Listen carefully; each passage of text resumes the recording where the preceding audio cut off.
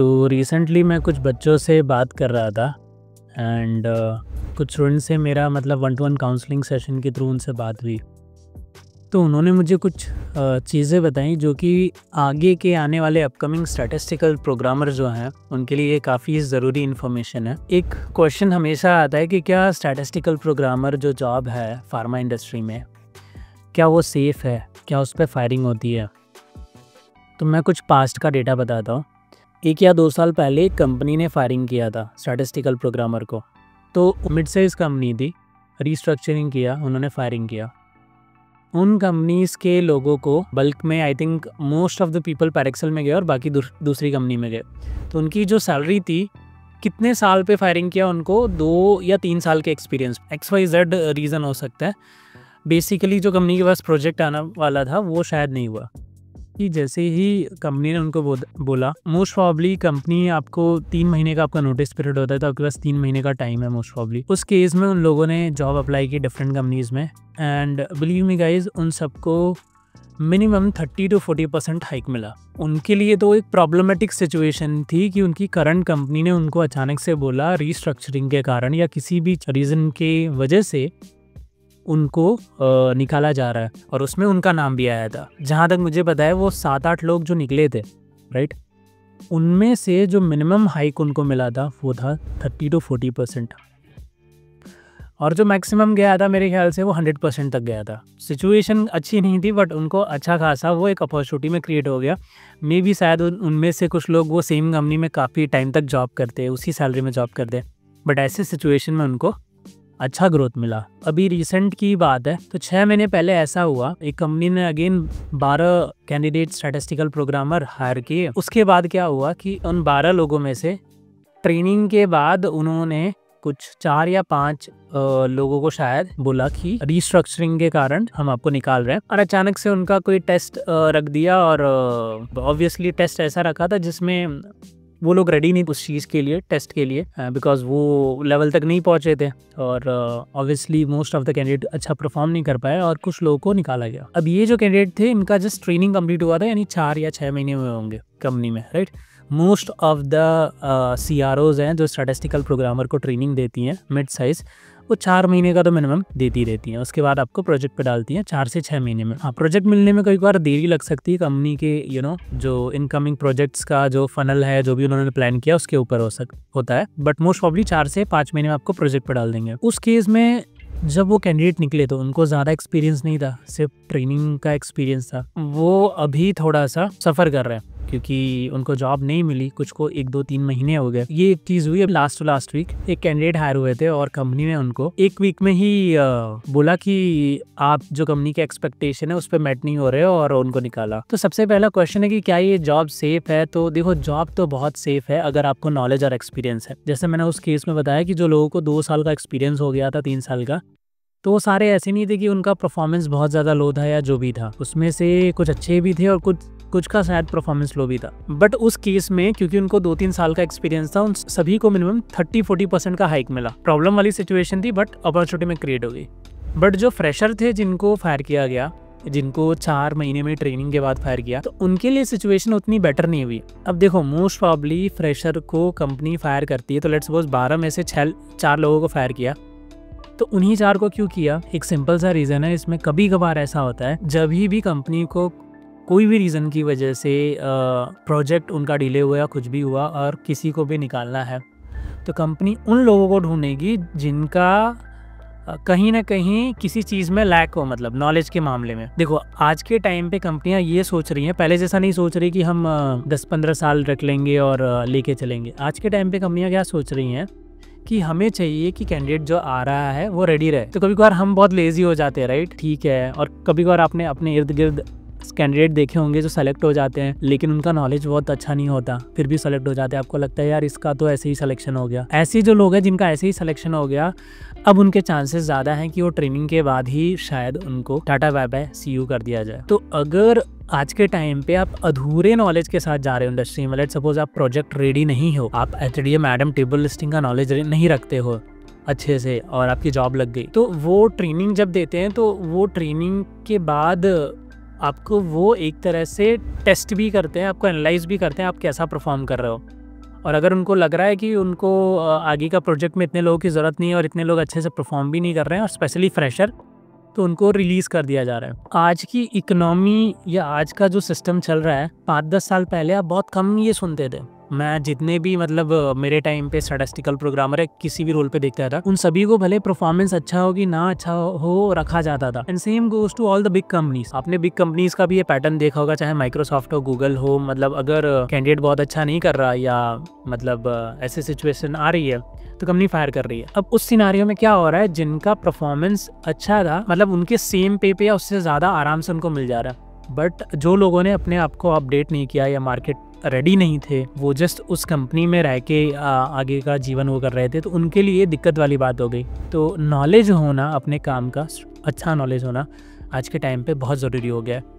Fresher के case में भी ऐसा हुआ, जो फ्रेशर कंपनी में जॉब लग गया और उसका नहीं अच्छा था तो कंपनी उनको वो कर रही है, थोड़ा सा साइड लाइन कर रही है कहीं ना कहीं। ये पैटर्न चाहे सीआरओ में हो चाहे कहीं पे भी हो, अलग अलग रीज़न होते हैं। एक होता है कि प्रोजेक्ट वाला रीज़न, बट आपका अगर परफॉर्मेंस लो है तो समझ लो एक वो मेजर रीज़न हो गया। इसीलिए कह रहा हूँ आज के टाइम पे जो लोग लक के भरोसे या ऐसे लग रहे थे ना, आज के टाइम पे वो टाइम नहीं रहा।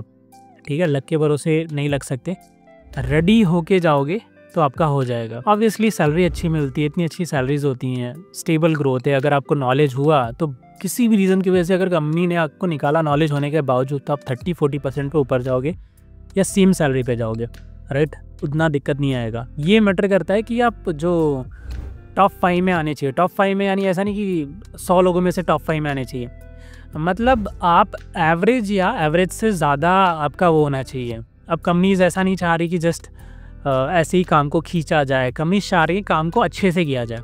और जो अच्छे लोग हो रहे हैं, ऐसा नहीं कि जो 20-20 घंटे काम कर रहे हैं, ऐसा नहीं, जो अच्छे से काम को कर रहे हैं। There is a difference between dragging the work and doing the work. तो कई बार हमको ऐसा लगता है यार 10-12-15 घंटे काम हो गए, तो भाई उसमें कभी बार मुझे लगता है वो काम को ड्रैग करने से भी होता है। तो अच्छे से कर रहे हैं उनको मैंने देखा कि एक ऑब्जर्वेशन मैंने किया लास्ट 1-2 साल से, कि जब कैंडिडेट फायर हो रहा है कहीं भी तो उसका क्या हो रहा है। तो मैंने देखा कि जो अच्छा कैंडिडेट था वो मार्केट में वो लेके गया हाइक 30-40%, और जो रेडी नहीं था उसको मार्केट बोल रहा है कि अब आप रेडी हो जाओ। This was one thing. अब आगे के टाइम पे, आगे कमिंग ईयर्स में, कमिंग मंथ्स में क्या स्टैटिस्टिकल प्रोग्रामर की जॉब मिलना इजी है या डिफ़िकल्ट होता जा रहा है। देखो मैं एक मेरे एक्सपीरियंस से बताता हूँ। काफ़ी स्टैटिस्टिकल प्रोग्रामर्स को मैंने पढ़ा लिया, मतलब प्रोग्रामर्स यानी जो फ्रेशर्स थे उनको इस रोल के लिए मैंने पर्सनली रेडी किया। अभी हमारी एकेडमी में काफ़ी ट्रेनर्स हैं वो रेडी कर रहे हैं, जो कि इंडस्ट्री एक्सपर्ट्स भी हैं उनके डोमेन के। तो फिर मैं ये ऑब्ज़र्व कर पा रहा हूँ इन फ्रेशर्स की जर्नी देखते हुए, और पर्सनली मैं काउंसलिंग भी करता हूँ डिफरेंट रोल्स के लिए भी, स्टैटिस्टिकल प्रोग्रामर के अलावा भी। तो इनकी जर्नी से मैंने ये देखा है, एक फ्रेशर स्ट्रगल करता है, ओके, उसकी स्ट्रगल और उसका टाइम पीरियड थोड़ा सा बढ़ जाता है अगर वो एक अच्छे रोल की तैयारी कर रहा हो। लेट्स सपोज वो डेटा साइंटिस्ट या किसी भी अपने डोमेन के वो टॉप रोल्स की तैयारी कर रहा है। लेट्स सपोज फार्मेसी या बायोटेक या स्टैटिस्टिक्स या मैथमेटिक्स ग्रेजुएट के लिए एक स्टैटिस्टिकल प्रोग्रामर एक अपॉर्चुनिटी है। ऐसे बहुत सारी अपॉर्चुनिटीज़ है, राइट। टॉप जॉब की अगर वो तैयारी कर रहा है तो एक तो लर्निंग में अच्छा खासा टाइम जाता है क्योंकि उनको सॉफ्टवेयर सीखने पड़ते हैं, राइट। और दूसरा जो गेटिंग जॉब है उसमें भी अच्छा खासा टाइम जाता है। तो एक चीज़ तो मान के चलो कि ये जो पूरा प्रोसेस है ना, उसमें आपको लगने वाला है टाइम। आपको जो टाइम लगने वाला है वो कैसे आप उसके लिए रेडी हो कि नहीं हो, पहले से ही क्लियर हो के चलो कि सीखने में इतना टाइम जाएगा, जॉब लगने में इतना सारा टाइम जाएगा, मतलब इतना टाइम जाएगा। कोई भी जॉब हो, कोई भी, मतलब मैं स्टैटिस्टिकल प्रोग्रामर की बात नहीं कर रहा। स्टैटिस्टिकल प्रोग्रामर तो पर्सनली मेरी एकेडमी है, क्लिनिकल स्टडी एकेडमी, मैंने बहुत जर्नीज़ देख ली। एक्स्ट्रा जो मैंने काउंसलिंग करके या देखा आसपास मेरे इर्द गिर्द लोगों को जो डिफरेंट डोमेन में काम कर रहे हैं, राइट, या मेरे कोई कलीग थे या जो डिफरेंट डोमेन में, मेरी जो जर्नी थी, मैंने देखा किसी भी जर्नी में जो मैंने स्टार्ट की हो कभी, उसमें टाइम लगा है। उसमें इनिशियली मुझे सेम लेवल ऑफ डिफ़िकल्टी हुई। मैंने ये देखा कि अगर मैं जो काम करने जा रहा हूँ अगर वो बहुत अच्छा काम है तो उसमें थोड़ा सा और टाइम लगा। This is my journal learning कि ये क्वेश्चन कि 2025 में इस रोल पे जॉब लगना क्या आसान होगा या डिफ़िकल्ट होगा, 2026 में इजी होगा ये सिर्फ आपको ट्रिक करने के लिए ऐसी वीडियो बनाई जाती है कि इस साल आसान होगा, इस साल डिफ़िकल्ट होगा। देखो, हर साल जर्नी एक जैसी ही है। It's you who become good और बैड। टाइम हमेशा वैसा ही है। आपके अंदर जो बदलाव आता है उसके हिसाब से आपके लिए अपॉर्चुनिटीज़ क्रिएट या बंद होती हैं, डोर्स खुलते हैं या बंद होते हैं। ये ध्यान में रखो कि अगर आप रेडी हो, अगर आप अच्छे से कर रहे हो और कभी भी घबराना नहीं है। एक चीज़ में आपको अपॉर्चुनिटी नहीं मिल रही या चीज़ें नहीं काम कर रही, पेशेंस रखो, वो टाइम निकल जाएगा। एंड अक्सर मैंने देखा है हर जर्नी आपसे पेशेंस मांगती है। 50 to 60% लोग वो नहीं रख पाते, दे लेफ्ट। मतलब वो इवन एलिजिबल हों, शायद होने वाला हो, बट वो लीव कर देते, पेशेंस नहीं साथ देता। इवन दो आप एक बहुत अच्छे नॉलेज वाले हो, अगर आप पेशेंट नहीं मेंटेन कर पा रहे अपने आप में, तो वो जर्नी आपके लिए नहीं हो पाती। ऑब्वियसली ये चीज़ आसान नहीं है, बट जर्नी डिमांड करती है। अब किसी से भी पूछ लो किसका मतलब 1-2 महीने में हो जाता है कहीं पे भी, पर वो लक बाई चांस वाला सीन हो गया, राइट। और उनका भी आगे जाके शायद क्या पता, मतलब जिनका लक बाई चांस हो गया हो और उनको फ़िल्टर कर दिया जाए आगे। Obviously that is the reality what I am seeing currently, right. तो अगर आप मेहनत कर रहे हो तो मतलब आगे जाके चीज़ें, मेरे कहने का मतलब है, बेटर ही होंगी। किसी से शॉर्ट टाइम में मैंने अपने 5 साल का एक्सपीरियंस देख लिया और काफ़ी लोगों को देख लिया, अलग अलग डोमेन में देख लिया। मैं एक ही चीज़ समझ पा रहा हूँ, एक अच्छी जॉब आपसे अच्छा खासा थोड़ा टाइम मांगती है।